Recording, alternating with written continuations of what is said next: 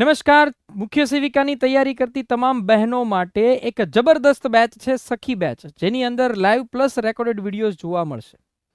આ બેચની અંદર તમને day to day perfect planning આપવામાં આવશે. એટલે કે પહેલા દિવસે તમારે કયો વિડીયો જોવાનો, એ વિડીયોની પીપીટી વાંચવાની, એની ટેસ્ટ આપવાની. આ સિવાય બીજા ફોલ્ડરમાં જે રીડિંગ સેક્શન હશે એની અંદર તમારે એક્સ્ટ્રા કયું રીડિંગ કરવાનું છે, આ બધું જ તમને અહીંયાથી અમારા દ્વારા કહેવામાં આવશે. તમારે જ્યારે બી તમે તૈયારી શરૂ કરો, આજે કાલે જ્યારે બી તમે બેચ લ્યો, ગમે ત્યારે તમે આ બેચ જ્યારે બી લેશો, તો એ બેચમાં તમારે ડે 1 થી તમારે તમારી રીડિંગ જે છે એ શરૂ કરી દેવાનું. સંપૂર્ણ સિલેબસ એટલે કે જગ્યાને લગતી માહિતી, રીઝનિંગ, ગણિત, ઇંગ્લિશ, ગુજરાતી, સ્ટેટિક જીકે, બંધારણ, આ સાહિત્ય, બધી જ વસ્તુ તમને અહીંયાથી એના વિડીયોઝ જે છે એ પ્રોવાઈડ કરવામાં આવશે. સંપૂર્ણ સિલેબસ આવરી લેવામાં આવશે. કોઈ પણ વિષયને બારીકાઈથી, બધા જ વિષય એકદમ બારીકાઈથી જે છે આવશે. સાથે સાથે દર રવિવારે આનો એક મોડલ પેપર પણ લેવામાં આવશે. દર રવિવારે આનો એક મોડલ પેપર જે છે એ પણ તમારે અહીંયા આગળ લેવામાં આવશે. સાથે સાથે બધા જ વિષયોની તૈયારી કઈ રીતે કરવી એના માટે મહિનામાં એક વખત આખો મોટિવેશનલ લેક્ચર જે છે એ તમારે લેવામાં આવશે. તો જો અમારી સાથે મુખ્ય સેવિકાની તૈયારી કરવા માંગતા હો તો આ બેચની અંદર જોડાઓ. Smart education centre application download કરી સ્ટોરમાં જઈ સખી બેચ સિલેક્ટ કરો અને જ્યાંથી બી તમે સ્ટાર્ટ કર્યું હોય ત્યાંથી ડે 1 ની તૈયારી તમે શરૂ કરી શકો છો. બરાબર. તો આ તૈયારી માટે તમારે wish you all the best. પૂર્ણ શક્તિ બેચમાં કોઈ બીજી બેચ લેવાની નથી. પૂર્ણ શક્તિ બેચના વિદ્યાર્થીઓને આ બેચ એક અલગ ફોલ્ડર કરીને ફ્રી આપવામાં આવશે. આ સાથે સાથે એ સિવાયની મીન્સ કે આખી બેચ ન લેવી હોય ને કોઈને અલગ અલગ બેચ લેવી હોય તો પણ છે. આખી સખી બેચ છે, માત્ર સખી બુકના વિડીયોઝ છે, ગણિત રીઝનિંગના છે, સ્ટેટિક જીકેના છે, इंग्लिश गुजरातीना છે. मैं हार नहीं मान सकती मेरे हाथों, क्योंकि मेरे हाथों में किसी का बचपन है. તો મુખ્ય સેવિકાની સંપૂર્ણ તૈયારી કરવા માટે આજે જ અમારી સાથે જોડાઓ અને તમે સરકારી નોકરી મેળવવાનું સ્વપ્ન જે છે એ સાકાર કરો. આ એક બુક જે છે એ આપણે લોન્ચ કરી છે, જે મુખ્ય સેવિકા અને સીડીપીઓની જગ્યાને લગતી માહિતી માટેની છે. આ બુકની ખાસિયત એ છે કે બધો જ વિષય, બધા જ જે પુસ્તકો જે છે, આખું પુસ્તક જે છે ને એ બધા જગ્યાને લગતી માહિતીનું જેટલું કન્ટેન્ટ હતું ને એ બધું ભેગું કરીને આખો અભ્યાસક્રમનો આવરી લેવામાં આવ્યો છે. તમામ મુદ્દાને સાદી સરળ ભાષામાં વર્ણન કરવામાં આવ્યું છે. એની કરતાં વધારે ઇમ્પોર્ટન્ટ એ છે કે ગત 3 સીડીપીઓના પેપર અને મુખ્ય સેવિકાના પેપરના પ્રશ્નોના જે ઓપ્શન્સ હતા એને ગૂગલ સર્ચ કરીને જે માહિતી મળી છે અને એના આધારે પોઈન્ટ ટુ પોઈન્ટ લખાણ લખી વિસ્તૃતીકરણ કરી અને એક શ્રદ્ધેય પુસ્તક બનાવવાનો પ્રયાસ કરવામાં આવ્યો છે. તો આ બુક જે છે એ તમે ozabookstall.com ઓફિશિયલ વેબસાઇટ જે છે ઓઝા બુકસ્ટોલની, ત્યાંથી તમે પરચેસ કરી શકો છો. Okay, thank you. સિંધુ ખીણની સભ્યતા. એક સિંધુ ખીણની સભ્યતા એક એવું ચેપ્ટર છે કે જે દર વખતે એક્ઝામમાં ક્યાંક ને ક્યાંક 1 માર્કનું કે 2 માર્કનું પૂછાતું આવ્યું છે. અત્યાર સુધી જેટલી એક્ઝામના પેપર્સ આપણે જોશું ને તો દરેક એક્ઝામના પેપર્સમાં સિંધુ ખીણની સભ્યતાનો સવાલ એક હોય છે. અને સૌથી મોટો પ્રશ્ન એમાં એ છે કે સિંધુ ખીણની સભ્યતામાં યાદ કેમ રાખવું કે સિંધુ ખીણની સભ્યતામાં આ રીતે આ વસ્તુ છે. તો એની વિશે આજ ચર્ચા કરશું. કયા કયા પ્રદેશો સિંધુ ખીણની સભ્યતામાં, ભારતમાંથી કયા પ્રદેશો મળ્યા, કોને શોધ્યા, એ પ્રદેશો મળ્યા તો એ પ્રદેશમાંથી કઈ કઈ વસ્તુ આપણને, એટલે કે એમાંથી એવિડન્સ સ્વરૂપે આપણને શું શું મળ્યું છે. એ ઉપરાંત ગુજરાતમાંથી, જ્યારે ગુજરાતના પરિપ્રેક્ષ્યમાં વાત કરીએ તો ગુજરાતમાં સિંધુ ખીણની સભ્યતામાંથી કઈ કઈ વસ્તુ મળી, એના પુરાવા મળ્યા, કોણે શોધ્યા, કયા વર્ષમાં શોધ્યા, આ બધી વસ્તુ આપણે જોવાની છે. એની સાથે આપણે સ્ટેટિક જીકેને પણ આવરી લઈશું, જેમ કે સિંધુ ખીણ સભ્યતાની સૌથી મોટી સંસ્કૃતિ કઈ મળી આવી, સૌથી પહેલાં કઈ મળી, સૌથી છેલ્લે કઈ મળી, આ બધી વસ્તુ સ્ટેટિક જીકે પણ આપણે થોડુંક આમાં કવર કરી લઈશું. એટલે સિંધુ ખીણની સભ્યતાનું કમ્પ્લીટ પેકેજ, જેમાં ભારત અને ગુજરાત બંનેની વસ્તુ તમારે કવર થઈ જશે. તો સિંધુ ખીણની સભ્યતા, સૌથી પહેલાં તો સિંધુ ખીણની સભ્યતા એટલે શું? તો કે સિંધુ ખીણની સભ્યતાનું આમ જોઈએ ને તો સપ્તસિંધુ નદીની આસપાસ જે એક સપ્તસિંધુ નદીનો જે વિસ્તાર છે એ સપ્તસિંધુ નદીની આસપાસ જે સભ્યતા વિકસી એને સિંધુ ખીણની સભ્યતા કહેવાય છે. દુનિયાના મોટા ભાગની જેટલી બી જે સભ્યતા છે એ ક્યાં વિકસી છે? તો એ કે સિંધુ ખીણની સભ્યતા એટલે કે કોઈ નદી કિનારે વિકસી છે. કોઈ સિંધુ નદી હોય, ઝેલમ નદી હોય, મેસોપોટામિયા નદી હોય કે બીજી અન્ય કોઈ નદી હોય, નાઇલ નદી હોય, કોઈ પણ નદી હોય. તો મોટા ભાગની મોટી સંસ્કૃતિનો ઉદ્ભવ અથવા તો એનો વિકાસ અને પાંગરવાની જે પ્રક્રિયા છે એ કોઈ ગમે ત્યારે નદી કિનારે થઈ છે એવું આપણે ઇતિહાસમાં જાણવા મળે છે. અને અત્યાર સુધીની દરેક સભ્યતામાં આ એક સામ્યતા જોવા મળે છે.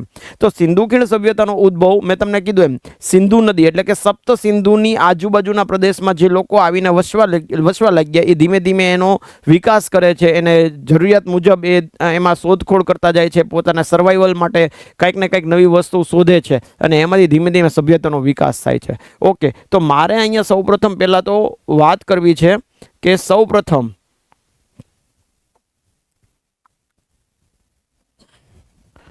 હું એમ કહું કે સૌપ્રથમ જો ઘણી બધી સ્ટેટિક વસ્તુ આવશે, હું એમ કહું કે સૌપ્રથમ આ સભ્યતા પર પ્રકાશ કોણ પાડે છે? તો સૌપ્રથમ આ સભ્યતા પર પ્રકાશ કોણ પાડે છે એની વાત હું તમને કરું તો સૌપ્રથમ આ સભ્યતા પર પ્રકાશ 1826માં કોણ ભાઈ? 1826માં કોણ પાડે છે? તો એક ચાર્લ્સ મેસન. શું નામ છે ભાઈ? ચાર્લ્સ મેસન નામના એક અંગ્રેજ અધિકારી છે એના ધ્યાનમાં આવે છે. કોના ધ્યાનમાં આવે છે? ચાર્લ્સ મેસન નામના એક અંગ્રેજ અધિકારીના ધ્યાનમાં આવે છે કે આવી કંઈક સભ્યતા છે ભાઈ, આવી કંઈક સભ્યતા છે. હજી આમાં બહુ અંદર નથી ઉતરા ભાઈ, આમાં ખાલી એને ખબર પડી ચાર્લ્સ મેસન સાહેબને કે આવી કોઈક સભ્યતા અહીંયાથી મળી શકે અથવા તો એના એવિડન્સ ક્યાંક એને ટ્રેસીસ મળ્યા હશે ઉપરથી કહેતા હશે. પછી શું થાય છે? તો એ કે 1856માં પંજાબના મોન્ટેગોમરી, બરાબર, પંજાબના મોન્ટેગોમરી જે જિલ્લો છે, બરાબર, એમાં રેલવે લાઇન, પંજાબમાં રેલવે લાઇન નાખતી વખતે એક બહુ અગત્યનું નામ છે. એ નામ છે જનરલ કનિંગહામ. શું નામ છે ભાઈ? જનરલ કનિંગહામ. આ ખાસ નામ યાદ રાખજો, કનિંગહામ. અને 1856 ખાસ યાદ રાખજો. આ જનરલ કનિંગહામ સાહેબ છે એ પંજાબમાં. હવે આ પંજાબ ક્યાં આવ્યું? તો કે આ પંજાબ છે ને એ પાકિસ્તાન વાળું પંજાબ છે ભાઈ, આપણું પંજાબ નહીં, પાકિસ્તાન વાળું પંજાબ છે ને. ત્યાં રેલવે લાઇન, જ્યારે તમને હવે એક વસ્તુ જો અહીંયાથી થોડુંક ઇતિહાસ કનેક્ટ કરો, તમને આમ જોશો તો 1856માં પંજાબમાં રેલવે લાઇન, તમને એમ થશે ત્યારે ક્યાં રેલવે લાઇન આવી હતી? તો હવે રેલવે લાઇનનો આપણે ઇતિહાસ જોઈએ. 1853માં તમને બધાને ખબર છે કોણ છે ભાઈ? તો કે ડેલહાઉસી છે એ સૌપ્રથમ રેલવે લાઇનની શરૂઆત કરે છે. ક્યાંથી ભાઈ? તો કે મુંબઈ થાણે. ક્યાં ભાઈ? મુંબઈ થાણે. તો એ ધીમે ધીમે એ સક્સેસ ગઈ પછી આખા દેશમાં શું થવા માંડ્યું કે રેલવે લાઇનનો વિકસવાનો ચાલુ થયો. રેલવે લાઇન વિકસવા માંડી ધીમે ધીમે. અમુક સ્ટેજમાં એને અમુક કિલોમીટર સુધી રેલવે લાઇન બિછાવવા માંડ્યા એ લોકો. તો 1856માં પંજાબમાં પણ આ કનિંગહામ સાહેબ છે એ નાખતા હતા, જ્યારે રેલવેના પાટા નાખતા હતા ત્યારે એને શું મળ્યું? તો કે આના અવશેષો મળ્યા. કોના મળ્યા? તો એ કે સિંધુ ખીણ સભ્યતાના. ઓકે, હવે એક વસ્તુ એ છે કે સિંધુ ખીણની સભ્યતા કયો કે હડપ્પા સભ્યતા કયો, બંને એક જ વસ્તુ છે. શું કહું છું તમને? સિંધુ ખીણની સભ્યતા કયો કે હડપ્પા સભ્યતા કયો, બંને વસ્તુ એક જ છે. તો 1826માં ચાર્લ્સ મેસન સાહેબ દ્વારા, 1856માં કોના દ્વારા? તો એ કે પંજાબમાં કનિંગહામ સાહેબ દ્વારા, બરાબર છે, પંજાબમાં કનિંગહામ સાહેબ દ્વારા આ વસ્તુ આપણને મળી હતી. ઓકે, એના પછી હું તમને વાત કરું કે ભાઈ હવે આગળ પછીનો વિકાસ કેવી રીતે થાય છે. જો આમાં નામ ઘણા બધા આવશે, તમારા નામ ઘણા બધા યાદ રાખવા પડશે. તો 1921માં કયા વર્ષમાં ભાઈ? 1921માં દયારામ સાહની સાહેબ આવે છે. કોણ આવે છે? દયારામ સાહની. નામ ખાસ યાદ રાખજો, બધા નામ બહુ ઇમ્પોર્ટન્ટ છે. દયારામ સાહની, એને પાકિસ્તાનના, આ ભાઈએ ક્યાં કર્યું ભાઈ પરાક્રમ? તો એ કે પાકિસ્તાનના મોન્ટેગોમરી જિલ્લો, પાકિસ્તાનનો મોન્ટેગોમરી. આ મોન્ટેગોમરી છે પાકિસ્તાનનું મોન્ટેગોમરી. ત્યાં સૌપ્રથમ હડપ્પાના સભ્યતાની શોધ કરી. સૌપ્રથમ હડપ્પાની શોધ કરી. શું શોધ કરી ભાઈ? તો કે સૌપ્રથમ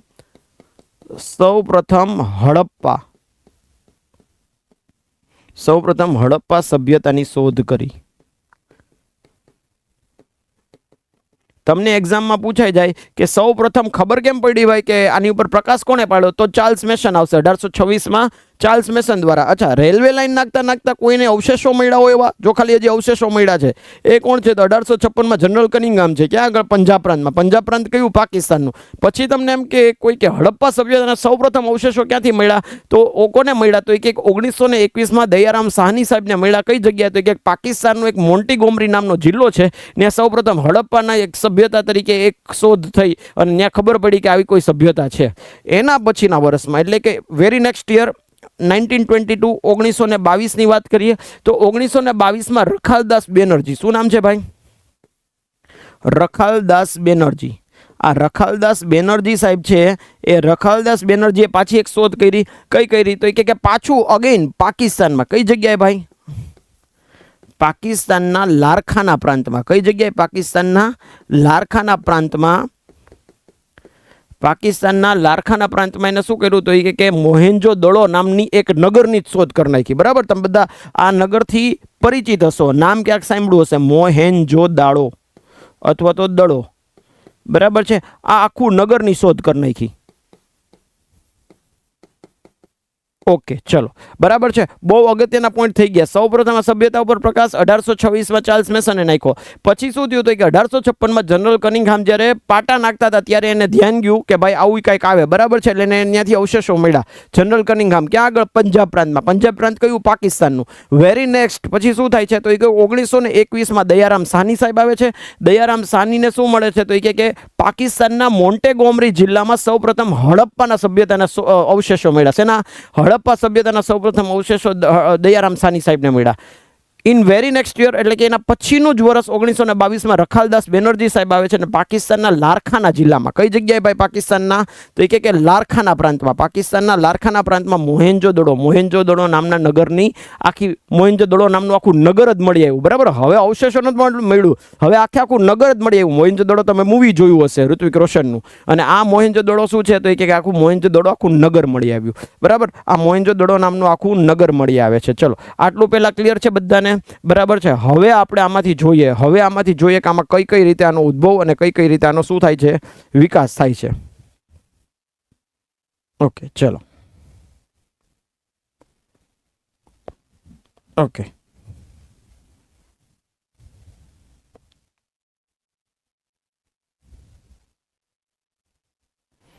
જો હવે અહીંયાથી કેવું થાય છે? તો એ કે આપણે પહેલા હવે શું જોવાની છે? તો એ કે એ ક્યાં સુધીનો આખી હડપ્પા સભ્યતા કે જે સિંધુ ખીણની સભ્યતા કહીએ છીએ એનો એરિયા કયો હતો? શું જોવાનું છે હવે? આનો એરિયા જોવાનો છે. ક્યાં સુધી આ વિસ્તરેલો હતો? આપણે એમ કહીએ ને કે ભાઈ ભારતનો એરિયા શું છે? તો એ કે ઉત્તરમાં જમ્મુ કાશ્મીર સુધી, નીચે કન્યાકુમારી સુધી, આ બાજુ કચ્છની બોર્ડર આવે પશ્ચિમ બાજુ, અને પૂર્વ બાજુ છે એ આપણે એવું કહીએ કે અરુણાચલ પ્રદેશ આવે. આ શું થયું? તો કે ઇન્ડિયાનો એરિયા થયો. તો આવી રીતે સેમ વેમાં એનો એરિયા શું છે ભાઈ? બરાબર છે, તો આપણે ઉત્તર દક્ષિણ પૂર્વ પશ્ચિમ કિલ્લા કરી લઈએ. તો આ ઉત્તર બાજુ છે, આ દક્ષિણ બાજુ છે, આ પશ્ચિમ બાજુ થાય અને આ પૂર્વ બાજુ થાય. ઓકે, ચલો. ઓકે, ક્લિયર છે? બરાબર છે. ઓકે, હવે અહીંયા શું થાય છે? ઉત્તર દક્ષિણ પૂર્વ પશ્ચિમ. હવે ઉત્તરમાં અહીંયા એની બોર્ડર હતી માંડા સુધી. ક્યાં સુધી ભાઈ? માંડા. માંડા ક્યાં આવ્યું છે? જમ્મુ કાશ્મીરમાં. ક્યાં આવ્યું છે માંડા? જમ્મુ કાશ્મીરમાં. અગેન માંડા ક્યાં આવ્યું છે? જમ્મુ કાશ્મીરમાં આવ્યું છે. ઓકે, હવે હું અહીંયા પશ્ચિમમાં તમને કહું સુતકે ગેન્ડોર. શું નામ છે? સુતકે ગેન્ડોર. સુતકે ગેન્ડોર આ પશ્ચિમની એની બોર્ડર છે. બરાબર છે, જે પાકિસ્તાનમાં આવેલી છે. સુતકે ગેન્ડોર. દક્ષિણમાં ક્યાં સુધી છે? તો એ દક્ષિણમાં દૈમાબાદ સુધી છે. ક્યાં સુધી છે ભાઈ? દૈમાબાદ. હવે તમને એમ થશે કે દૈમાબાદ ક્યાં આવ્યું? તો દૈમાબાદ આવ્યું મહારાષ્ટ્રમાં. ઓકે, પૂર્વમાં ક્યાં સુધી છે? તો પૂર્વમાં આલિમગીરપુર. ક્યાં સુધી ભાઈ? આલિમગીરપુર ક્યાં આવ્યું ભાઈ? તો કે આલિમગીર યુપીમાં આવ્યું. ક્યાં આવ્યું ભાઈ? યુપીમાં. બરાબર, આલિમગીર યુપીમાં આવ્યું. બરાબર. અચ્છા, હવે તમને એમ પૂછે કે આખી નગર વ્યવસ્થા છે ઉત્તરમાં માંડા, દક્ષિણમાં દૈમાબાદ, પશ્ચિમમાં સુતકા ગેન્ડોર અને પૂર્વમાં આલિમગીરપુર. હવે આ બધું તમને કે તો આખો કઈ કેવું એક શેપ બનાવે છે? તો એ કે ચતુર્ભુજાકાર છે. કેવું છે ભાઈ? ચતુર્ભુજાકાર શેપ બનાવે છે. ચતુર્ભુજાકાર. ચલો આટલું ક્લિયર પહેલા, આટલું ક્લિયર. જો તમે આનું શું ભણ્યા, એરિયા ભણ્યા. ઉત્તરમાં ક્યાં સુધી છે? માંડા. માંડા ક્યાં આવ્યું છે? જમ્મુ કાશ્મીરમાં. દક્ષિણમાં ક્યાં સુધી છે? તો કે દૈમાબાદ. દૈમાબાદ ક્યાં આવ્યું છે? મહારાષ્ટ્રમાં આવ્યું છે. પછી પશ્ચિમની વાત કરીએ, પશ્ચિમ ક્યાં છે? તો કે સુતકા ગેન્ડોર. સુતકા ગેન્ડોર ક્યાં આવ્યું છે? તો કે પાકિસ્તાનમાં છે. પૂર્વમાં વાત કરીએ તો અલીમગીરપુર છે. અલીમગીરપુર ક્યાં આવ્યું છે? યુપીમાં આવ્યું છે. ચલો આટલું પહેલા બધાને આઈ હોપ કે ક્લિયર હશે. આઈ હોપ કે આટલું પહેલા બધાને ક્લિયર હશે. બરાબર છે. ફરીથી એકવાર કહું છું, આ બહુ અગત્યનું છે. ઉત્તરમાં માંડા, માંડા જમ્મુ કાશ્મીરમાં છે. આ બાજુ પશ્ચિમની વાત કરીએ તો સુતકા ગેન્ડોર છે. પૂર્વની વાત કરીએ તો આલિમગીરપુર છે. નીચે દક્ષિણની વાત કરું તો દૈમાબાદ છે, જે ચતુર્ભુજાકાર સ્વરૂપે શું છે? તો કે વિકસેલું છે ચતુર્ભુજાકાર સ્વરૂપે. ચલો આટલું પહેલા બધાને ક્લિયર થઈ ગયું હશે. હવે અહીંયાથી એક થોડીક આની વિશેષતા જોઈએ આપણે. અને બીજું કે આખો એરિયા કયા શેપમાં ડેવલપ થયેલો છે? તો ચતુર્ભુજાકાર. કેવા શેપમાં? ચતુર્ભુજાકાર સ્વરૂપે આખો ડેવલપ થયેલો છે. ઓકે, અહીંથી એની થોડીક આપણે વિશેષતા જોઈએ. થોડીક વિશેષતામાં એવું છે કે વધુ માત્રામાં શું છે? તો કે આમાં આ જે એરિયા હતો એમાં શું થયું? વધુ માત્રામાં કાંસાનો ઉપયોગ થયો. શેનો ભાઈ? કાંસો, જે ધાતુ આવે કાંસાનો ઉપયોગ થયો હોવાથી એને શું કહેવાય ભાઈ? કાંસ્ય યુગ કહેવામાં આવે છે. એનું બીજું નામ શું છે? કાંસ્ય યુગ. ખાસ યાદ રાખજો. શું નામ છે એનું? કાંસ્ય યુગ છે. શું નામ છે ભાઈ? કાંસ્ય યુગ છે. ઓકે, હડપ્પા સભ્યતાની લિપિને હજી સુધી ઉકેલી શકાણું નથી ભાઈ. જો એક વસ્તુ સમજજો, હડપ્પા સભ્યતામાં ત્યારે લોકો વ્યવહાર તો કરતા હશે, તો લખવા માટે લિપિની તો જરૂર પડતું હશે. તો હડપ્પા સભ્યતાની લિપિ છે, જે લિપિ એ હજી સુધી ઉકેલી શકાય નથી. હજી સુધી ઉકેલી શકાય નથી. ચલો આટલું ક્લિયર ભાઈ? ઓકે, હજી સુધી આને ઉકેલી નથી શકાય ને, એટલે એને એક અલગ કાળમાં મૂકવામાં આવે છે. અને એ જે કાળ છે એને કહેવાય આદ્ય ઐતિહાસિક યુગ. આદ્ય ઇતિહાસકાલીન યુગ એવું પણ કહી શકાય. આદ્ય ઇતિહાસકાલીન યુગ અથવા ઐતિહાસિક. ચલો, આદ્ય ઇતિહાસકાલીન યુગ. બરાબર છે. અથવા આદ્ય ઇતિહાસકાલીન સભ્યતા આવું પણ કહી શકાય. શું કામ? કારણ કે હડપ્પા સભ્યતાની લિપિ હજી સુધી ઉકેલી શકાય નથી. ટીલ ડેટ હજી સુધી આપણે એમાં કઈ, આપણે ભલે ચંદ્ર ઉપર પહોંચી ગયા, મંગળ ઉપર પહોંચી ગયા, એ અલગ વસ્તુ છે, પણ હજી સુધી એને આપણે ઉકેલી નથી શક્યા. એ બહુ ફેક્ટ છે. બરાબર છે. ચલો ઓકે, સૌ પ્રથમ હવે તો એમ વાત કરું, સૌ પ્રથમ આપણે ગુજરાતને લઈ આવીએ. તો સૌ પ્રથમ ગુજરાતમાં તો કે હા, ગુજરાતમાં કયું મળ્યું ભાઈ આપણને? ગુજરાતમાં એના કંઈક ટ્રેસીસ તો મળ્યા જશે આપણને. તો કે હા, એ ક્યાં મળ્યા આપણને? 1931માં. કયા વર્ષમાં? 1931માં. કોણ? 1931માં સુરેન્દ્રનગર જિલ્લો. કયો ભાઈ જિલ્લો?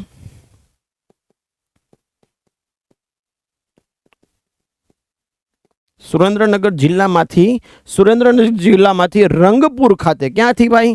તો કે રંગપુર ખાતે. રંગપુર ખાતે શું મળે છે? તો કે સિંધુ સભ્યતાનું આખું નગર જ મળી આવે છે. જે મોહેન્જો-દડો મળ્યો હતો એમાં આખું સિંધુ સભ્યતાનું નગર મળી આવે છે.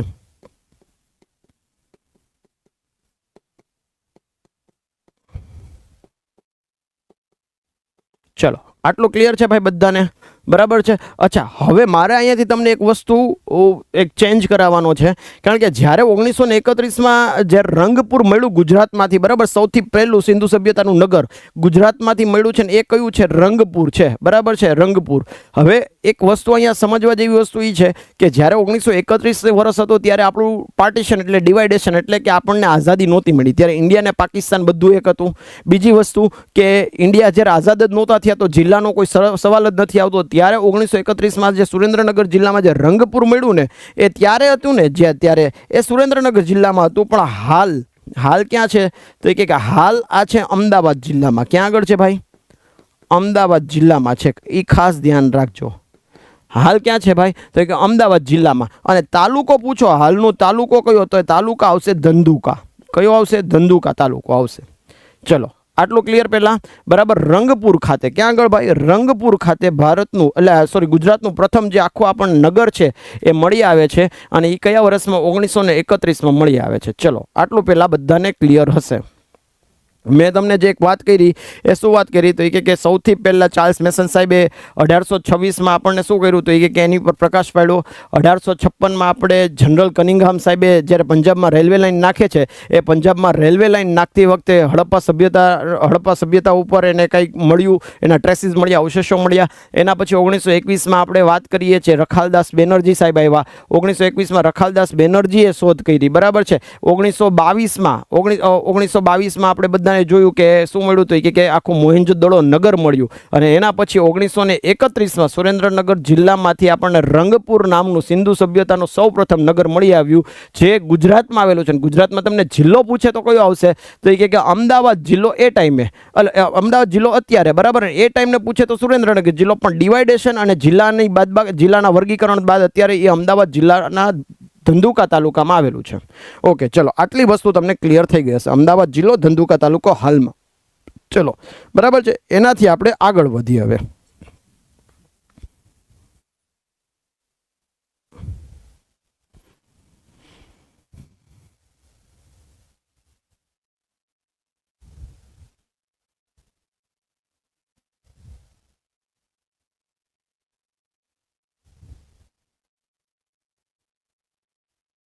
જો સિંધુ ખીણના મહત્વના સ્થળો, આ જો એક સિંધુ ખીણના મહત્વના સ્થળો, સૌથી મોસ્ટ ઇમ્પોર્ટન્ટ આખા ચેપ્ટરનો જે સાર છે એ આ છે. હડપ્પા, આપણને બધાને ખબર છે હડપ્પા ક્યારે મળ્યું આપણને 1921માં. ક્યાંથી? મોન્ટેગોમરીમાંથી. કોણે ગોઈતું હતું? આપણને બધાને ખબર છે દયારામ સાહની દ્વારા. 1921માં, બરાબર છે. અચ્છા, કઈ નદીને કિનારે તો કે રાવી નદીને કિનારે. કઈ નદીને કિનારે? રાવી નદીને કિનારે. અચ્છા, શું મળ્યું આમાંથી તો કે કબ્રસ્તાન મળ્યા, માતૃદેવીની મૂર્તિ મળી અને એક શૃંગી પશુ મુદ્રા. એક શૃંગી પશુ મુદ્રા એટલે એક શિંગડાવાળી પશુની મુદ્રા મળી. શું મળ્યું? એક શિંગડાવાળી પશુની મુદ્રા મળી. આમાંથી હું તમને જે આ બ્રેકેટ કરી દઉં ને ખાસ યાદ રાખજો, માતૃદેવની મૂર્તિ અને એક શૃંગી પશુવાળી મુદ્રા, આટલું ખાસ યાદ રાખજો, બરાબર છે. ક્યાંથી તો એ કે હડપ્પા 1921, દયારામ સાહની, રાવી નદીને કિનારે, મોન્ટેગોમરી જિલ્લો પાકિસ્તાન. ત્યાંથી માતૃદેવીની મૂર્તિ, માતૃદેવી એટલે આપણે જે માતાજીની મૂર્તિ હોય એમ, એવી રીતે ત્યાં માતૃદેવીની મૂર્તિ અને એક શૃંગી એટલે કે એક શિંગડાવાળો શું છે પશુ છે એની મુદ્રા મળી. નાવ એના પછીના જ વર્ષમાં 1922માં આવીએ મોહેંજો-દડો આપણને મળે છે લારખાના પાકિસ્તાનમાંથી. આ ભણી ગયા આપણે. કઈ નદીને કિનારે તો કે સિંધુ નદીને કિનારે. કોણ ગોતે છે તો કે રખાલદાસ બેનર્જી ગોતે છે. રખાલદાસ બેનર્જી ગોતે છે. હવે અહીંયાથી મેઇન જો તમને એક્ઝામમાંથી પૂછે કે નીચે આપેલી વિશેષતા છે એ કયા નગરમાં જોવા મળે છે તો શું છે? જાહેર સ્નાનાગર. શું છે? જાહેર સ્નાનાગર. અન્નના કોઠાર, પશુપતિનાથની મૂર્તિ. જે બ્રેકેટ કરું છું, જે ચોરસ કરું છું એ બહુ અગત્યનું છે. પશુપતિનાથની મૂર્તિ, બરાબર છે. આ પશુપતિનાથની મૂર્તિને એ લોકો શિવલિંગ તરીકે એટલે કે આદિશિવ, આપણે જે શંકર ભગવાન કહીએ છીએ એ આદિશિવ તરીકે એને માને છે, બરાબર. પશુપતિનાથની મૂર્તિ એવું હોવાનું માનવામાં આવે છે. અનુમાન છે કે એ શંકર ભગવાનનું શું હશે? શિવજીનું એક શિવલિંગ હશે એવું માનવામાં આવે છે. અને બીજું જે મળે છે એ કાંસાની નર્તકી છે. કઈ છે ભાઈ? કાંસાની નર્તકી છે. આટલી વસ્તુ તમારે ખાસ યાદ રાખવાની છે. ફરીથી હડપ્પા 1921, દયારામ સાહની સાહેબ, રાવી નદી, મોન્ટેગોમરી જિલ્લો પાકિસ્તાન, માતૃકા દેવની મૂર્તિ મળે છે અને એક શૃંગી પશુની મુદ્રા મળે છે. વેરી નેક્સ્ટ 1922માં લારખાનામાં સિંધુ નદીને કિનારે રખાલદાસ બેનર્જી છે એમાં જાહેર સ્નાનાગર મળે છે. પછી પશુપતિનાથની મૂર્તિ એટલે કે જેને આપણે શિવલિંગ કહીએ છીએ. અને બીજું કાંસાની નર્તકી. નર્તકી એટલે જે નૃત્યકાર ડાન્સ કરते હોય એમાં લેડી જે હોય ફિમેલ, બરાબર છે, એને શું કહેવાય તો કે એને નર્તકી કહેવાય. એનું એક શું મળે છે? એક સ્ટેચ્યુ અથવા તો મૂર્તિ મળે છે. ચલો, ઓકે. હવે એના પછી આપણે વાત કરીએ 1921, 22. હવે આપણે ચનહુદડો ઉપર આવીએ. જો આ બધા નામ તમારી માટે અજાણ હશે અથવા ક્યાંક ને ક્યાંક સાંભળ્યા હશે પણ એની વિશેષતા નહીં ખબર હોય. કયા વર્ષ છે? 1931માં. અગેન ક્યાંથી? સિંધમાંથી એટલે કે પાકિસ્તાનમાંથી. ઓકે. કઈ નદીને કિનારે? સિંધુ નદીને કિનારે. અને શોધ કોણ કરે છે તો એ કે ગોપાલ મજમુદાર છે. કોણ છે ભાઈ? ગોપાલભાઈ મજમુદાર. આ ગોપાલ મજમુદાર છે એ આની શોધ કરે છે. અચ્છા, આમાં શું મળ્યું છે તો કે કોસ્મેટિક કિટ જે ગર્લ્સને સૌથી વધારે યુઝફુલ હોય, બરાબર છે. મેકઅપની કિટ તમે કહી શકો, શૃંગારના સાધનો એ ક્યાંથી મળે છે ભાઈ? તો એ આપણને મળે છે ચનહુદડો. બહેનોને સૌથી વધારે યાદ રહેશે ને તો આ રહેશે કે ભાઈ ગોપાલભાઈ મોટું કામ કરી દીધું આપણું, બરાબર. અને ભાઈઓને યાદ રહેશે કે આ ખર્ચાનું સાધન બન્યું, બરાબર. ચલો, તો ગોપાલભાઈ મજમુદાર છે એને શું ગોઈતું ભાઈ? ચનહુદડો ગોઈતો. ચનહુદડો ક્યાં આવ્યું છે તો કે સિંધ પ્રદેશમાં. સિંધ એટલે પાકિસ્તાનના સિંધ પ્રદેશમાં, સિંધુ નદીને કિનારે. અને કોસ્મેટિક કિટ આખી આપણને ત્યાંથી મળે છે. ઓકે, ચલો. હવે કાલીબંગન, બહુ અગત્યનું પોઈન્ટ ભાઈ. કાલીબંગન. હવે આ ક્યાં આવ્યું છે? તો કે તમારે હનુમાનગઢ યાદ ન રાખો તો કાંઈ નહીં, ખાલી રાજસ્થાન યાદ રાખવાનું. શું યાદ રાખવાનું છે? રાજસ્થાન. રાજસ્થાન. ઓકે, બરાબર. કઈ નદીને કિનારે? ધગ્ગર નદીને કિનારે. કઈ નદીને કિનારે ભાઈ? ધગ્ગર નદીને કિનારે આવેલું છે. ધગ્ગર નદીને કિનારે. કોણ આની શોધ કરે છે? તો આની શોધ કરે છે બીબી લાલ. શું નામ છે ભાઈ? બીબી લાલ. બીબી લાલ નામના જે એક વ્યક્તિ છે, પુરાતત્વીય ખાતામાં એક હતા ભાઈ બીબી લાલ સાહેબ, એ આ ગોતે છે. આમાંથી બહુ અગત્યની વસ્તુ મળી ભાઈ. કઈ? તો કે ખેડાયેલા ખેતર અને કાળી પાકવેલી માટીની બંગડી. આ એક્ઝામમાં કેટલી બધી વાર પૂછાઈ ગયેલો સવાલ છે કે ખેડાયેલા ખેતરના અવશેષો ક્યાંથી મળ્યા? તો ક્યાંથી મળ્યા ભાઈ? તો એ કે એ આપણને મળ્યા છે કાલીબંગનમાંથી. અચ્છા, પછી હું એમ કહું કે પકવેલી માટીની બંગડી. બંગડી ક્યાંથી મળી આપણને? તો બંગડી આપણને મળે છે કાલીબંગન. જો નામ જ એવું છે, બંગન એટલે શું? બંગડી. અને કાલી એટલે કાળા કલરની. કાળા કલરની બંગડી. પણ કેવા શેનાથી? તો એ કે કાળી પકવેલી માટીમાંથી. કાળા કલરની જે માટી આવે એમાંથી પકવેલી બંગડી એટલે કાલીબંગન. બરાબર છે. એ આપણને ક્યાંથી મળે? કાલીબંગન જે રાજસ્થાનમાં આવ્યું છે ને, ધગ્ગર નદીને કિનારે છે. આ સિવાય મેઇન ઇમ્પોર્ટન્ટ છે એ છે અગ્નિકુંડ, એટલે કે જે અગ્નિવેદિકા. અગ્નિવેદિકા જેમાં હવન કરવા માટે આપણે જે અગ્નિકુંડનો ઉપયોગ થાય એ અગ્નિકુંડની વાત છે. અને તાંબાના ઓજારો. શું મળે છે ભાઈ? તાંબાના ઓજારો મળે છે. બહુ અગત્યનું છે ભાઈ. બરાબર. કાલીબંગન છે એ શોધખોળની દ્રષ્ટિએ બહુ અગત્યનું છે. સિંધ નદીને કિનારે સિંધ નદીને ધગ્ગર નદીને કિનારે રાજસ્થાનમાં કોણ ગોતે છે ભાઈ? તો કે બીબી લાલ ગોતે છે. બીબી લાલ. શું મળે છે? ખેડાયેલા ખેતરના અવશેષો મળે છે ત્યાંથી. પછી કાળી બંગડી મળે છે. બરાબર. કાળી માટીમાંથી પકવેલી બંગડી મળે છે. એની સિવાય શું મળે છે? અગ્નિવેદિકા મળે છે. અગ્નિવેદિકા. અને તાંબાના ઓજારો મળે છે. તાંબાના ઓજારો મળે છે. આપણે બધા જે અલગ અલગ સભ્યતા છે, અલગ અલગ શહેરો છે, એની વિશેષતા આપણે જોશું. અત્યારે આપણે ખાલી જોઈ લઈએ કે કઈ વસ્તુમાંથી આપણને શું શું મળ્યું છે. ચલો, એના પછી છે રોપડ. શું નામ છે ભાઈ? રોપડ. આ રોપડ આપણને ક્યાં મળે છે? પંજાબમાં. અચ્છા, કઈ નદીને કિનારે? તો કે સતલજ નદીને કિનારે. કઈ નદીને કિનારે? સતલજ. અચ્છા, આના શોધક કોણ છે? તો કે યજ્ઞદત્ત ભાઈ છે, આના શોધક છે યજ્ઞદત્ત શર્મા. યજ્ઞદત્ત શર્મા. ઓકે. માનવ મૃતદેહ સાથે જે માણસ જ્યારે મૃત્યુ પામે, જે માણસનો જન્મ થાય છે એનું મૃત્યુ અવશ્ય છે, નિશ્ચિત છે. તો માનવ મૃતદેહ સાથે પાળેલા કૂતરાને પણ દફન કરવાના અવશેષો ત્યાંથી મળ્યા. કે જે એક માણસ હોય એની સાથે એનો જે પાળેલો કૂતરો હોય એને પણ ત્યાં દફન કરવાની વસ્તુ અહીંયા જોવા મળી છે. એના પુરાવા આપણને મળ્યા છે. એટલે ખાસ યાદ રાખજો કે માનવ મૃતદેહ સાથે પાળેલા કૂતરાના પુરાવા અહીંથી આપણને મળી આવ્યા છે.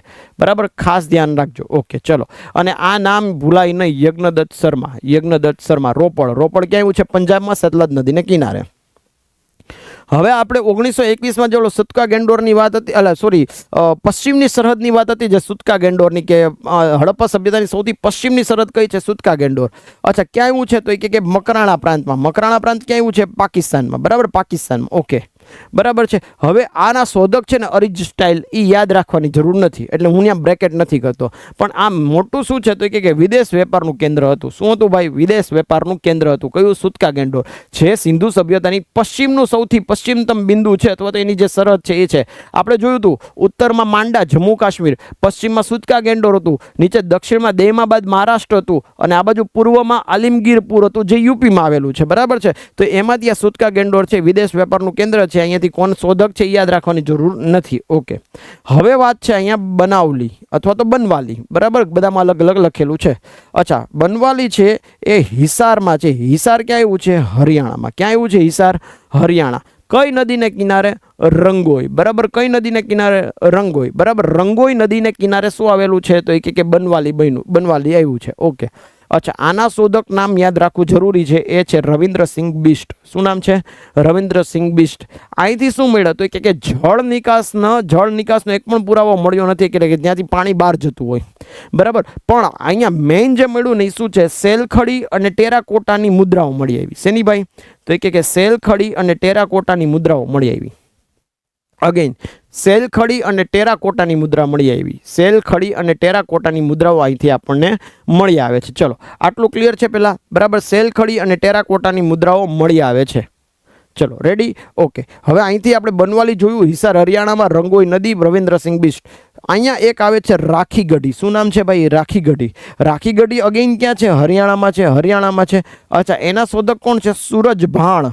બરાબર, સૂરજભાણ ખાલી ભગવાનદાસ એવું, સૂરજભાણ ભગવાનદાસ, બરાબર છે. અચ્છા, શું મળે છે? ટેરાકોટા. ટેરાકોટાના શું મળે છે આપણને? અહીંથી પુરાવા મળે છે. જો સેલખડી અને ટેરાકોટાની મુદ્રાઓ આપણને ક્યાંથી મળી હતી? તો એ કે બનવાલીમાંથી મળી હતી. અને ટેરાકોટાના પુરાવા આપણને ક્યાંથી મળે છે? રાખીગઢીમાંથી મળે છે. રેડી છે આટલું? ચલો, ઓકે. તો મેં તમને ફરીથી એકવાર હું તમને આ પેજ તમને ક્લિયર કરી દઉં. સૌથી પહેલા આપણે જોયું હતું રોપડ. સૌથી પહેલા આપણે રોપડ જોયું હતું. ચલો, પહેલા એકવાર આ છે ને આનો સ્ક્રીનશોટ લેવો તો એસએસ લઈ લો, એટલે પછી આપણે જોઈ લઈએ.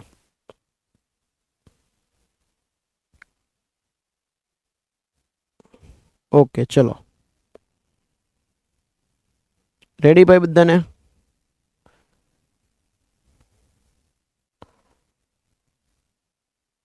હા,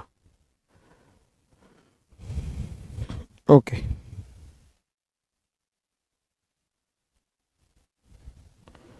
ઓકે, જો ભાઈ, કાલીબંગનની આપણે વાત કરીએ. કાલીબંગન થઈ ગયું, બરાબર. કાલીબંગન થઈ ગયું. રોપડથી વાત કરીએ તો રોપડ છે એ પંજાબ નદીમાં આવ્યું છે. પંજાબમાં સતલજ નદીને કિનારે આવ્યું છે. એનો શોધક છે યજ્ઞદત્ત શર્મા છે. માનવ મૃતદેહની સાથે માનવ મૃતદેહની સાથે શું છે? તો એ કે કૂતરાને દફનાવ્યા હોય એના પણ અવશેષો આપણને ત્યાંથી પ્રાપ્ત થયા છે. એના પછી આપણે સુતકા ગેંડોરની વાત કરીએ તો મકરાણા પ્રાંતમાં પાકિસ્તાનમાં એ મળ્યા છે. અને એ શું હતું? તો કે વિદેશ વ્યાપારનું કેન્દ્ર હતું. એના પછી બનાવલીની વાત કરીએ અથવા તો બનવાલીની વાત કરીએ, ક્યાં આવ્યું છે? હરિયાણા હિસારમાં આવ્યું છે. નદી કઈ? તો કે નદી છે રંગોઈ નદી, બરાબર. એના શોધક કોણ છે? તો કે રવિન્દ્રસિંહ બિષ્ટ છે, એના શોધક છે. અને અહીંથી જળ નિકાસના શેના ભાઈ? તો કે જળ નિકાસના એક પણ પુરાવા નથી મળ્યા. પણ મેઇન વસ્તુ શું છે? સેલખડી અને ટેરાકોટા. સેલખડી અને ટેરાકોટાના શું મળ્યા છે? તો એ કે એની મુદ્રાઓ મળી છે. અને એના પછી છે રાખીગઢી. રાખીગઢી ક્યાં આવ્યું છે? હરિયાણામાં. અને સૂરજભાણ ભગવાનદાસજી એના શોધક છે. અને અહીંયાથી શું મળ્યું? ટેરાકોટાના પુરાવા મળ્યા છે. ચલો, ક્લિયર છે?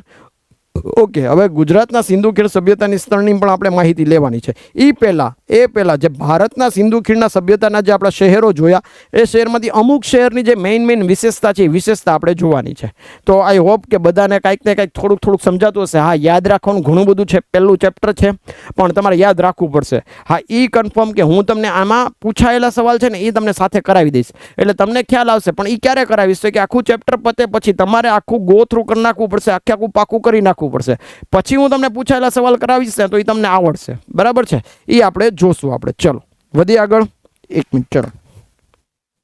તો એક અગત્યના ચેપ્ટરમાં ભાઈ આપણે જઈ રહ્યા છીએ. અને સિંધુ ખીણની સભ્યતા બહુ અગત્યના આ ચાર્ટ જોયા છે કે ભારતમાં સિંધુ ખીણની સભ્યતા કઈ કઈ જગ્યાએ, કઈ નદીને કિનારે, એના શોધક કોણ, એમાંથી કયા કયા અવશેષો આપણને મળ્યા છે. હવે એ જ રીતે આપણે એની વિશેષતા જોઈએ ને પછી ગુજરાતના સભ્યો ગુજરાતના આવા સભ્ય સ્થળ જોશું કે આવી કઈ કઈ જગ્યાએથી આપણને મળ્યું છે.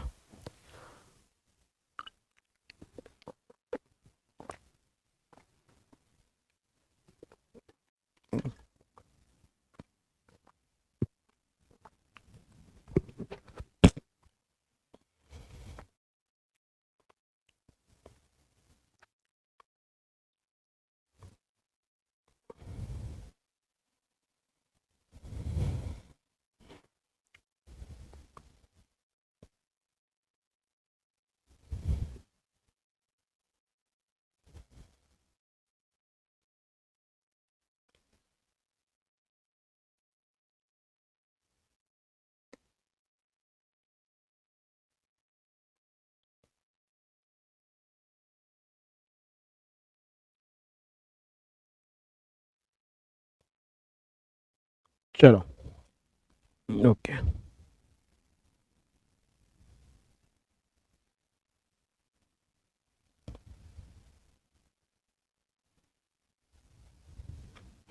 ઓકે, હવે આપણે સિંધુ ખીણ સભ્યતાની શું કરીએ તો કે એની વિશેષતા જોવાની છે.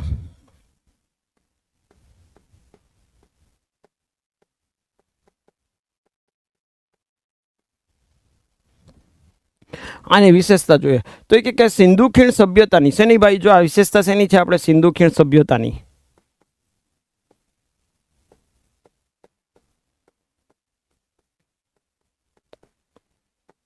ઓકે, સિંધુ ખીણ સભ્યતાની વિશેષતા. હડપ્પીય સભ્યતાનું સૌથી વિશિષ્ટ પાસું શું હતું? તો એનું નગર આયોજન હતું. શું છે ભાઈ? જો સૌથી પહેલો પોઈન્ટ અહીંયા હું તમને બધું બોર્ડ વર્ક જ કરાવીશ, બરાબર? કોઈ પીપીટીમાં કાંઈ વાત જ નહીં, એટલે આપણને સરખી રીતે યાદ રહે, બરાબર? હવે આનું સૌથી વિશિષ્ટ પાસું જ્યાં ચાર્ટ આવશે ત્યાં જ ખાલી પીપીટી આવશે, બરાબર. બાકી લગભગ બધું બોર્ડ વર્ક કરાવી. સૌથી વિશિષ્ટ પાસું કયું હતું? તો એ કે એ હતું એનું નગર આયોજન. શું હતું ભાઈ? નગર આયોજન. નગર આયોજન હતું. ચલો, આટલું ક્લિયર છે. અચ્છા, એનું નગર આયોજન હતું ને 2 ભાગમાં વિભાજિત કરવામાં આવ્યું હતું. નગર આયોજન 2 ભાગમાં વિભાજિત કરવામાં આવ્યું હતું. એક હતું એ ઉપલું નગર હતું, એક હતું એ ઉપલું નગર હતું, અને બીજું હતું ને એ નીચલું નગર હતું. કયું હતું ભાઈ? નીચલું નગર. ચલો, એક હતું એ ઉપલું નગર હતું, બીજું હતું એ નીચલું નગર હતું. ઓકે, ચલો, આટલું ક્લિયર છે. પહેલા હડપ્પીય સભ્યતાનું વિશિષ્ટ પાસું શું છે ભાઈ? તો એ છે એનું નગર આયોજન. નગર આયોજનના 2 ભાગ પડે છે. શું કામ એ વિશિષ્ટ હતું? તો એક હતું ઉપલું નગર, બીજું હતું નીચલું નગર. હવે ઉપલું નગર જનરલી આપણા મગજમાં એમ જ હોય. ઉપલું નગર એટલે શું? તો કે જ્યાં રાજાઓ રહેતા હોય, બરાબર. રાજાને મોટે જે હોદ્દાદાર રહેતા હોય એ શું હોય? ઉપલું નગર. ને નીચલું નગર તો કે આમ આદમી, જ્યાં નોર્મલ પબ્લિક, જે નોર્મલ પ્રજા રહેતી હોય એ નીચલું નગર હોય. ઓકે, હવે આ સંસ્કૃતિમાં જો શું હતું? તો કે બીજું એનું એક મેઇન અગત્યનું પાસું શું હતું? તો એક આયોજનબદ્ધ નગર રચના. શું છે ભાઈ? તો કે આયોજનબદ્ધ નગર રચના. એક વસ્તુ ઉપર જોજો ભાઈ, તમને એમ લાગશે કે સાહેબ બહુ લખે છે, પણ બહુ જરૂરી વસ્તુ છે. આયોજનબદ્ધ નગર રચના, ગટર વ્યવસ્થા, શું હતું ભાઈ? ગટર વ્યવસ્થા, બરાબર. પછી એના રસ્તા હતા એ બધા ક્યાં છેદતા? તો કે કાટખૂણે છેદતા રસ્તા, કાટખૂણે છેદતા રસ્તા,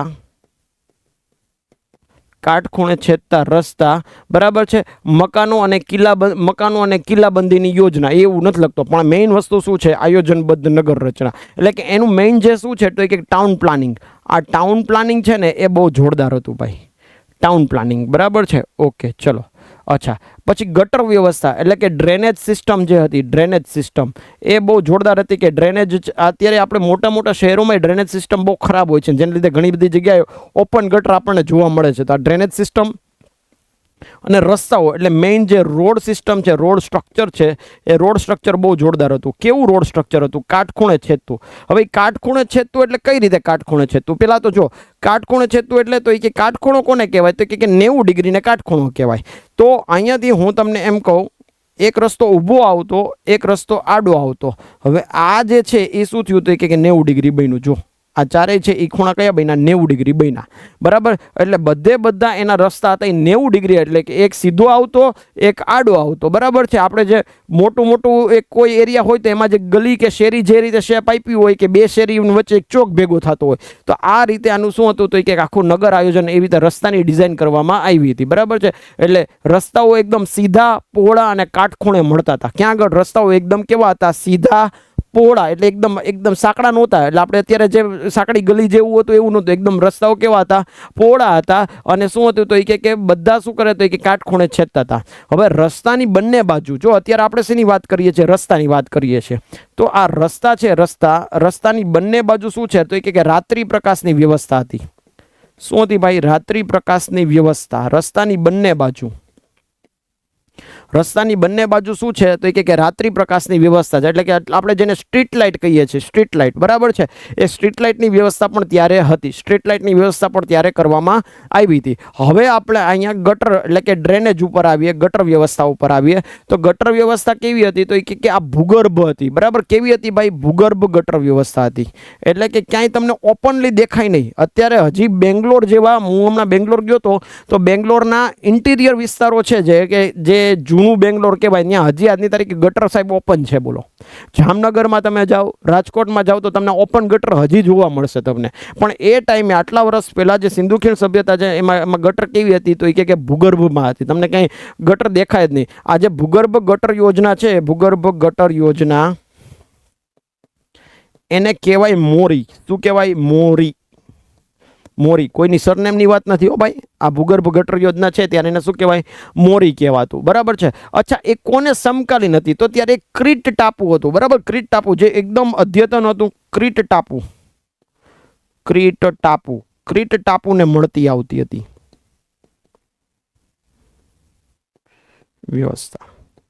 ચલો, ભૂગર્ભ ગટર યોજના જેને મોરી કહેવાય ને ક્રીટ ટાપુ છે, બરાબર છે. ક્રીટ ટાપુ સભ્યતાનો ઉદ્ભવ પહેલા ક્યાંય જોવા મળતી નથી, બરાબર છે. એટલે પેલા ક્રીટ ટાપુ જે હતો ત્યાં એની સભ્યતાને મળતી આવતી હતી. અચ્છા, એક મેં તમને હમણાં લખાયું હતું કે એમાં માતૃકા દેવીની મૂર્તિ મળી હતી ભાઈ. મેં તમને હમણાં એક શહેરમાં એવું લખાયું હતું કે ત્યાંથી માતૃકા દેવીની મૂર્તિ મળી હતી. ઓકે, ચલો, તો હવે એ શું આપણને બતાવે છે? તો એ કે આ આખી સિસ્ટમ છે ને એ કેવી હતી ખબર છે? તો એ માતૃપ્રધાન હતી. કેવી હતી? તો એ કે આખી સિસ્ટમ કેવી હતી? માતૃપ્રધાન સિસ્ટમ હતી. માતૃપ્રધાન સમાજ વ્યવસ્થા હતી.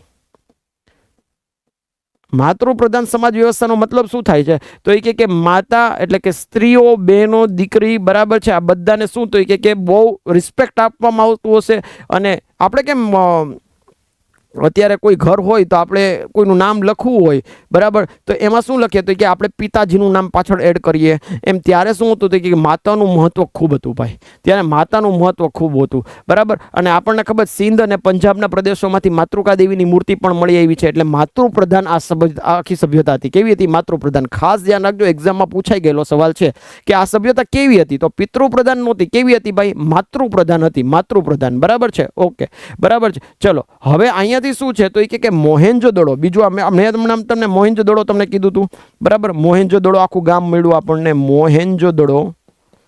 મોહેન્જો-દડો. આ મોહેન્જો-દડોમાંથી શું મળે છે? તો એ કે મોહેન્જો-દડોમાંથી એક દાઢીવાળા પુરુષની પ્રતિમા મળે. શેની મળે છે ભાઈ? દાઢીવાળા પુરુષની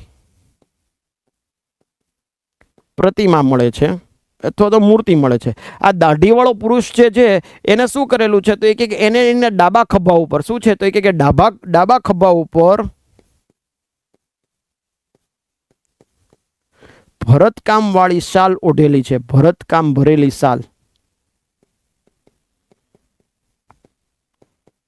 ભરતકામ કરેલી શાલ છે. ચલો, બરાબર છે. શું છે? તો એ કે આપણને મોહેન્જો-દડોમાંથી એક દાઢીવાળો પુરુષની એક મૂર્તિ મળે છે. અને દાઢીવાળો પુરુષ છે એને એના ડાબા ખભા ઉપર, એટલે કે આ ડાબા ખભા ઉપર શું છે? ભરતકામ કરેલી શાલ, એટલે કે ખેસ જેવી જે શાલ આવે એ શાલ આમાં નાખેલી છે, બરાબર છે.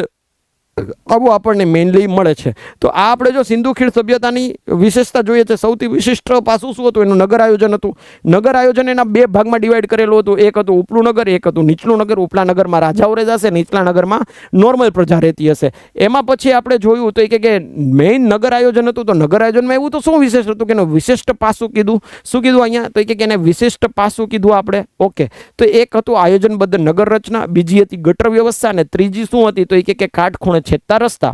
તો આયોજનબદ્ધ નગર રચના એટલે કે ટાઉન પ્લાનિંગ બહુ સરસ હતું એકદમ.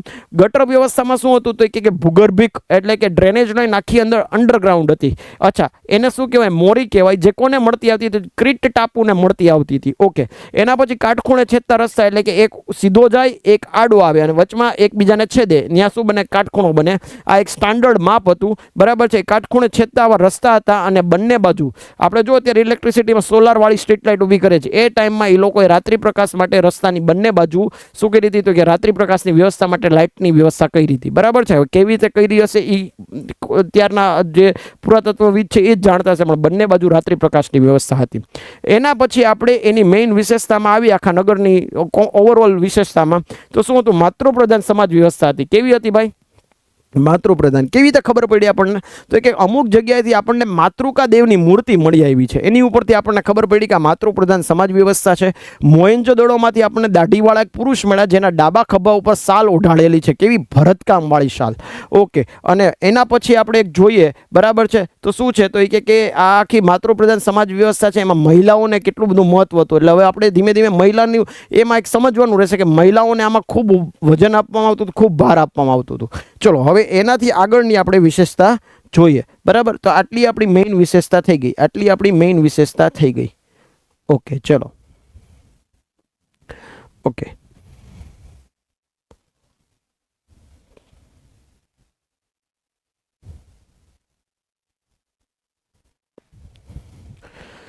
સિંધુ ખીણ સભ્યતાની વાત કરીએ તો હવે મૂર્તિ નિર્માણ માટે હવે આપણે એમ મળ્યું કે માતૃકા દેવીની મૂર્તિ મળી હતી. તો હવે આ મૂર્તિ નિર્માણ માટે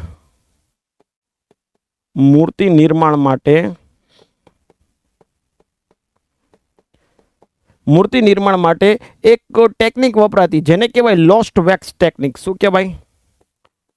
લોસ્ટ વેક્સ ટેકનિક,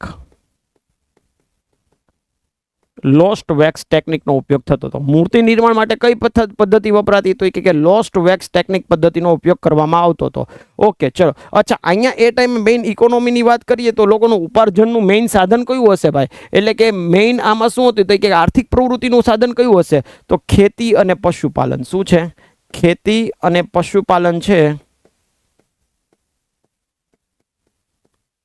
એ શું છે? ખેતી અને પશુપાલન શું છે ભાઈ? તો એ કે મેઇન, એટલે કે એને આર્થિક ઉપાર્જનનું સાધન છે, મેઇન આર્થિક પ્રવૃત્તિ છે. ચલો, ઓકે, વેરી ગુડ. ઓકે, ખેતી અને પશુપાલન, બરાબર છે. અચ્છા, હવે આમાં એક વસ્તુ મારે તમને કહેવાનું કે ખેતી અને પશુપાલન હોય તો પશુપાલનમાં શું હોય? તો કે આપણે કેટલા બધા એમાં શું હોય? પશુઓને પાળેલા હોય. અત્યારે આપણે જે રીતે જોઈએ છે કે ગાય હોય, બકરી હોય, ભેંસ હોય, બરાબર છે. હવે અહીંયા એક વસ્તુ ધ્યાન રાખજો કે આ પશુપાલનમાં એક અપવાદ છે. આ લોકો ઘોડાથી હજી અજાણ હતા. ઘોડાથી કેવા હતા ભાઈ? અજાણ હતા. ખાસ ધ્યાન રાખજો. આ એક્ઝામમાં પૂછાય, અપવાદ છે એટલે હું તમને કહું, ઘોડાથી કેવા હતા? અજાણ હતા. બરાબર. હજી ઘોડો એવું એને ખબર નહોતું કે ઘોડો ટ્રાન્સપોર્ટના એક માધ્યમ તરીકે, અવર જવરના માધ્યમ તરીકે વાપરી શકાય. ઓકે, અચ્છા, હવે આપણે કરીએ કે અહીંયા વ્યાપાર થતો હોય તો ત્યાં તોલ માપી થતું હશે ભાઈ. તો તોલ માપનું મુખ્ય સાધન છે, તોલ માપનું જે મેઇન એકમ છે એ તોલ માપનું એકમ કઈ રીતે ગણાતું? આપણે કેમ અત્યારે એવું કહીએ કે 100 ગ્રામ, 250 ગ્રામ, 500 ગ્રામ, પછી 1 કિલો, બરાબર, 1.25 કિલો, 1.5 કિલો, 2 કિલો, એવી રીતે. તો ત્યાં શું હતું? તો એ કે નંબરિંગ સિસ્ટમ ઉપર હતું. બરાબર. કેવી રીતે હતું? તો કે 16, 32, 160, 40, 16, 32, 160, 340, આ રીતે શું હતું? તો કે અલગ અલગ તોલ માપના સાધનો હતા. પણ આ બધામાંથી આ 16 છે ને, આ 16 એ મુખ્ય એકમ હતો. કયો હતો ભાઈ? 16 છે એ મુખ્ય એકમ હતો. શેનો? તોલ માપનો. તોલ માપનો. ચલો, આટલું ક્લિયર પેલા બધાને? આટલું પેલા ક્લિયર? ઓકે. હવે ખેતી કરવાનો સૌ પ્રથમ પેલો પુરાવો ક્યાંથી મળ્યો આપણને? ખેતી કરવાનો. જો હું ધીમે ધીમે આવું છું એના આર્થિક, એટલે કે એના ફાઇનાન્શિયલ સિચ્યુએશન ઉપર, કે આપણને સૌથી પહેલા એવા ક્યાંથી અવશેષો મળ્યા કે જ્યાંથી એને ખેતી શરૂ કરી હોય? તો ખેતીના સૌ પ્રથમ અવશેષો જો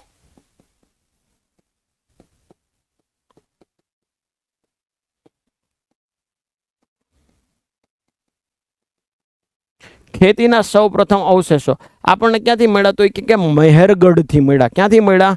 મહેરગઢ. મહેરગઢ છે ને એ ભાઈ, મહેરગઢ આવ્યું છે પાકિસ્તાનમાં. ક્યાં આવ્યું છે ભાઈ?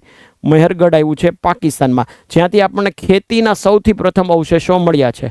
બરાબર છે. ખેતીના સૌ પ્રથમ અવશેષો. ખેતીની જ વાત કરું તો ખેતીમાં યુનાની લોકો, કોણ લોકો ભાઈ? યુનાની લોકો જે હતા, યુનાની, બરાબર, એ કપાસને સિંડન તરીકે ઓળખતા. કપાસ જે છે, કપાસનો પાક, એ કપાસને શું કહેતા ભાઈ? સિંડન કહેતા. શું કહેતા? સિંડન કહેતા. કપાસને શું કહેતા? સિંડન તરીકે ઓળખાતા. અને જેની સૌ પ્રથમ શોધ ક્યાં થઈ હતી ભાઈ? તો એ કે આ કપાસની સૌ પ્રથમ શોધ છે એ ક્યાં થઈ હતી? તો એ કે એ કપાસની સૌ પ્રથમ શોધ, આખા વિશ્વની વાત કરું છું, કપાસની આખા વિશ્વમાં સૌ પ્રથમ શોધ ક્યાં થઈ હતી? તો એ કે સિંધુ સભ્યતામાં થઈ હતી. ક્યાં થઈ હતી ભાઈ?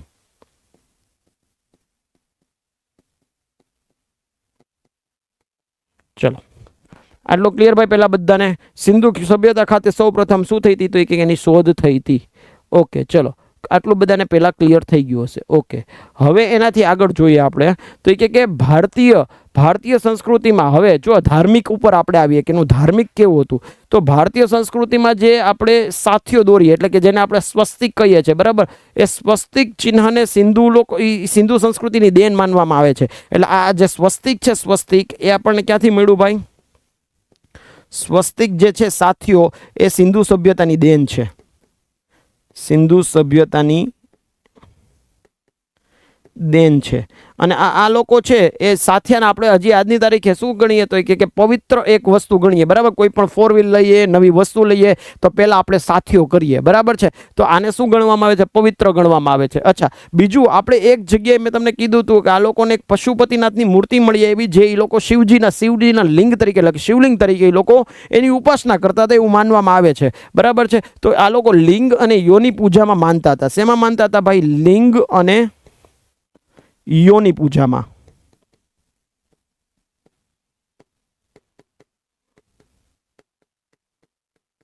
લિંગ અને યોની પૂજામાં માનતા હતા. ઓકે, ચલો આટલું ક્લિયર છે. પહેલાં આટલું ક્લિયર છે. આ સભ્યતાની લિપિ, આ સભ્યતાની જે લિપિ છે એટલે કે જે લખાણ છે, લખાણ એ લખાણ છે ને એ જોવા જેવી વસ્તુ છે. આનો જે લિપિ છે આપણે કેમ અહીંયાથી હું જો આ ડાબી સાઈડ છે મારી અને આ બાજુ જાવ તો કેવી આવે? જમણી આવે. પણ આ લોકો કઈ રીતે લખતા? આ લોકોની જે લિપિ હતી જમણેથી ડાબે બાજુ લખાતી. ક્યાંથી ભાઈ? જમણેથી ડાબે લખાતી.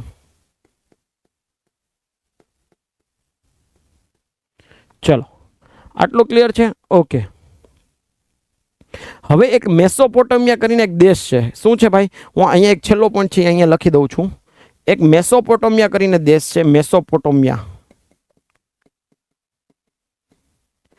એ મેસોપોટેમિયા નામનો જે દેશ છે ત્યાં ભાવચિત્રાત્મક એક એ લોકોએ શું કર્યું હતું કે ત્યાં અભિલેખ ઊભો કર્યો હતો. બરાબર છે. એનો મેસોપોટેમિયામાં એક સિંધુ ખીણ સભ્યતાનો એક મેસોપોટેમિયાના અભિલેખમાં સિંધુ ખીણ સભ્યતાનો ઉલ્લેખ હતો. મેસોપોટેમિયાના અભિલેખમાં સિંધુ ખીણ સભ્યતાનો એક ઉલ્લેખ હતો અને સિંધુ ખીણ સભ્યતા માટે એક શબ્દનો ઉપયોગ કર્યો હતો. શેની માટે? સિંધુ ખીણ સભ્યતા માટે.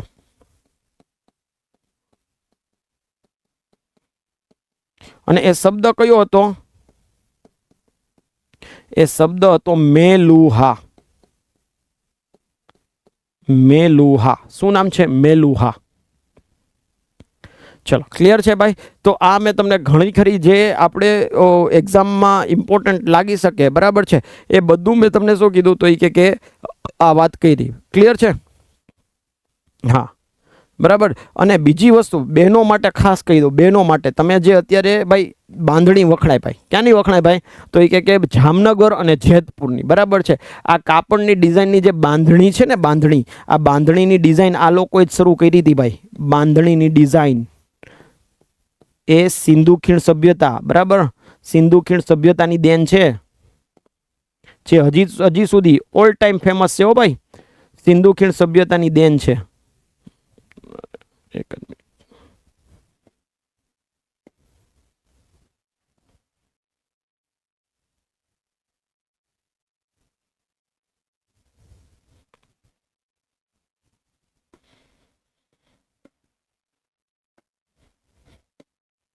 શું કહું છું તમને? આ સિંધુ ખીણ સભ્યતાની દેન છે.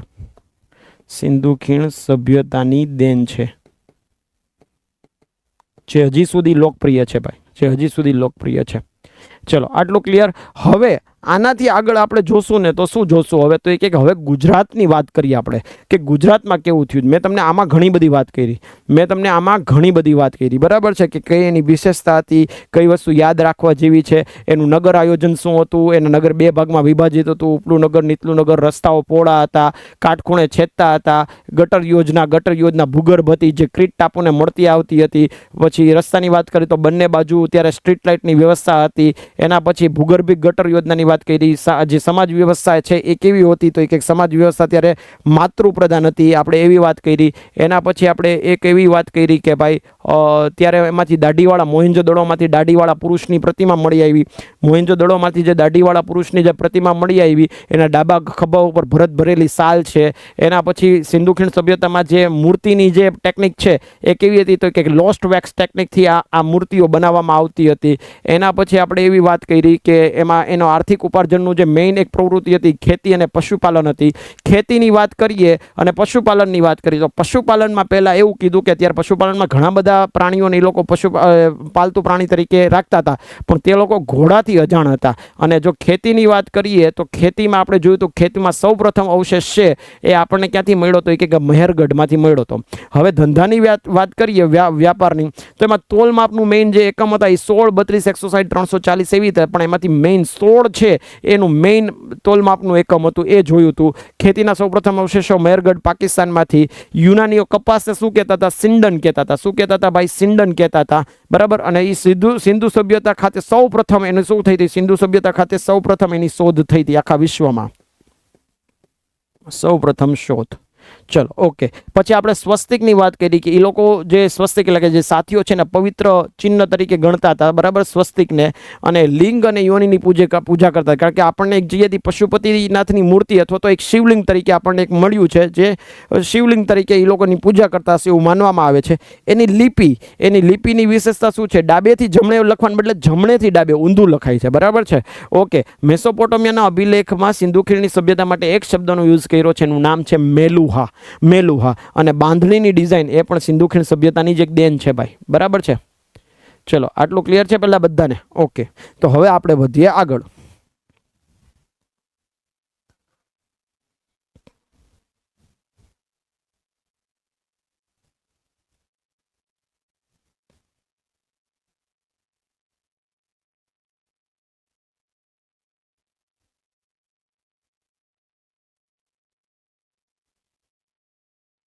જો સિંધુ ખીણ સભ્યતાના ગુજરાતમાં આવેલા મહત્વના સ્થળો ક્યાંના ભાઈ? તો કે ગુજરાતમાં આવેલા મહત્વના સ્થળો વિશે આપણે વાત કરવી છે. તો એના આપણે મહત્વના સ્થળો વિશે આપણે વાત કરીએ તો સૌથી પહેલાં આપણે તો જોઈએ, જો શું છે એ જોઈ લઈએ પહેલાં. તો સિંધુમાંથી આપણે એને મળી આવ્યું એ બધી વાત આપણે કરીએ જ, એ તો ઠીક છે, બરાબર છે, ચલો ઓકે. પણ મેઇન વસ્તુ શું છે? તો મેં જ્યારે ગુજરાતની વાત કરી ત્યારે તમને એક લખાયું હતું 1931, બરાબર છે. 1931માં આપણને શું મળે છે? રંગપુર મળે છે. શું મળે છે? રંગપુર મળે છે. રંગપુર ક્યાંથી મળે છે? તો એ કે સુરેન્દ્રનગર જિલ્લામાંથી. ક્યાંથી? સુરેન્દ્રનગર જિલ્લામાંથી. રંગપુર આખું શહેર મળે છે. રંગપુર શહેર આખું મળે છે, બરાબર. રંગપુર શહેર આખું મળે છે. ઓકે, બરાબર છે. સુરેન્દ્રનગર જિલ્લામાંથી. સુરેન્દ્રનગર જિલ્લામાંથી તેમને ત્યારે તાલુકો પૂછે કે જૂનો તાલુકો કયો હતો? તો ચૂડા નામનો તાલુકો હતો. કયો હતો ભાઈ? ચૂડા નામનો તાલુકો હતો. નદી પૂછે કે કઈ નદીને કિનારે? તો નદી કઈ હતી ભાઈ? તો એ કે નદી હતી સુખભાદર નદી. કઈ હતી? સુખભાદર નદી. ઓકે, ચલો આટલું ક્લિયર છે. ઓકે, અને આ શું છે ભાઈ? ગુજરાતમાં સૌપ્રથમ શોધાયેલું હડપ્પા સંસ્કૃતિનું સ્થળ છે. શું છે? તો કે આ રંગપુર છે.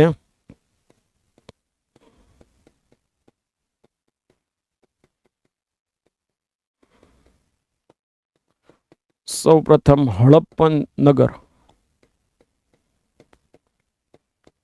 ઓકે, બીજી વસ્તુ, હું આ સુરેન્દ્રનગર જિલ્લાના જે તાલુકા છે ચૂડા છે અને સુખભાદર નદી છે, પણ હું અત્યારે હાલનું પૂછું કે હાલમાં શું થઈ ગયું છે? તો હાલમાં શું થઈ ગયું છે? તો એ કે હાલમાં શું છે? તો એ કે કયું આવશે? અમદાવાદ જિલ્લો આવશે. અમદાવાદ જિલ્લો આવશે, બરાબર છે. તાલુકો કયો આવશે? ધંધુકા આવશે. કયો આવશે? ધંધુકા તાલુકો આવશે. ખાસ આટલું યાદ રાખવાનું છે, બરાબર છે. ઓકે, અચ્છા, 1931માં આને કોણે ગોઈતું હશે? હવે મેઇન વસ્તુ એ છે કે આના શોધક કોણ હશે, બરાબર છે. તો આના શોધક કોણ હશે? તો એ કે ડોક્ટર માધવ સ્વરૂપ વત્સ. કોણ છે? ડોક્ટર માધવ સ્વરૂપ વત્સ. આ ડોક્ટર માધવ સ્વરૂપ વત્સ સાહેબ છે, એ ડોક્ટર માધવ સ્વરૂપ વત્સ છે, એને શું કર્યું હતું? તો એ કે એને શોધ્યું હતું, બરાબર છે. ઓકે, અને 1953માં પાછું, આ 1931ની વાત છે ભાઈ, અને 1953માં શું થયું હતું? તો એ કે SR રાવના માર્ગદર્શન હેઠળ. કોના? SR રાવ. SR રાવના માર્ગદર્શન હેઠળ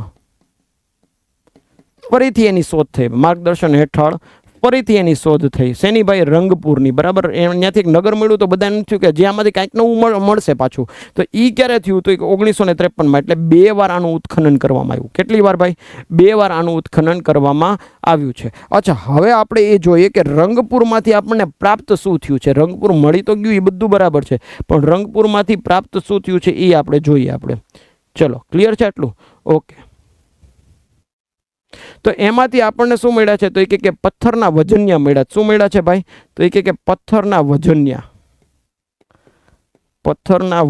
મળ્યા છે. આપણે હોય ને ઓલા ક્યાંક ફ્રૂટ લેવા જઈએ તો જેની ડિજિટલ કાર્ટૂન હોય તો ઓલા વજનિયા મૂકે, બરાબર છે. એ પથ્થરના વજનિયા મણકા બનાવવાની ફેક્ટરી, એટલે મણકા બનાવવાનું કારખાનું, મણકા બનાવવાની ફેક્ટરી.